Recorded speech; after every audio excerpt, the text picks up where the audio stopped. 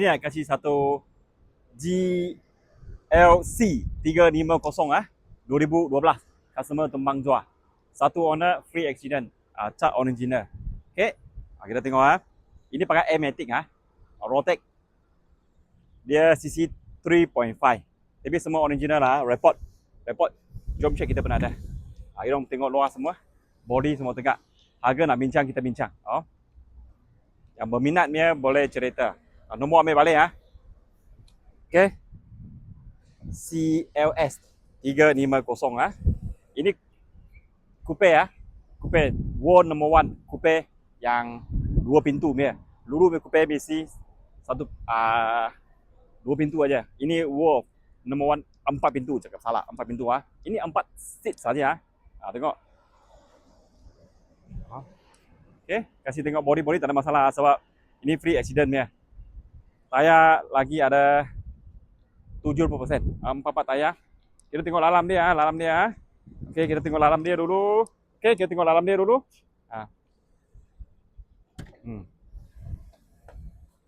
Okey. Dalam semua kemas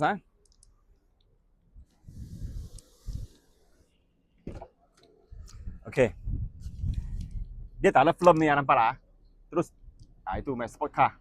Tengok cermin terus keluar, dia tak ada film dia. Dalam semua kemas lagi. Ini original Ini original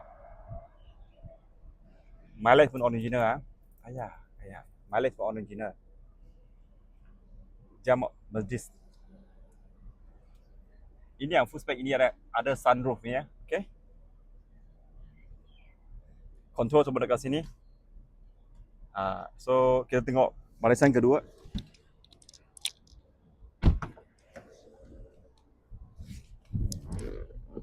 Yang tadi saya cakap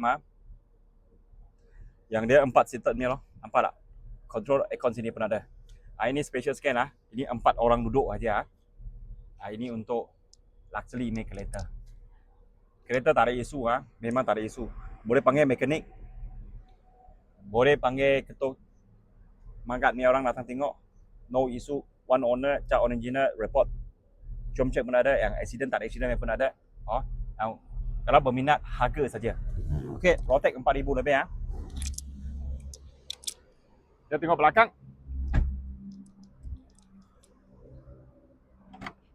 Automatic. Okey. Ada. Power boot. Belakang pun kemas juga, besar juga Kita lepas ni kita pergi tengok enjin dia V6 enjin. Ini pakai V6 enjin.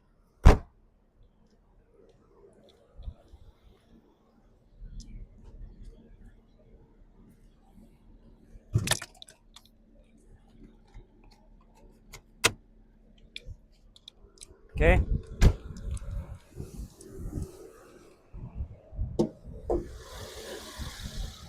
Sini semua original, tak ada isu punya. So kita nak tunjuk you engine aja. Tak ada leaking semua everything okey. Abuk aja sebab owner tak pernah cuci. Itu aja.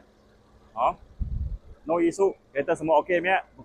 Bukan sorosak baru nak jual. Boleh panggil mekanik, boleh panggil ketuk cap bakat. Yang datang tengok check ini kereta. Nak bincang harga, boleh cerita harga. Langsung nak 30 lebih. 30 lebih. Siapa minat terus call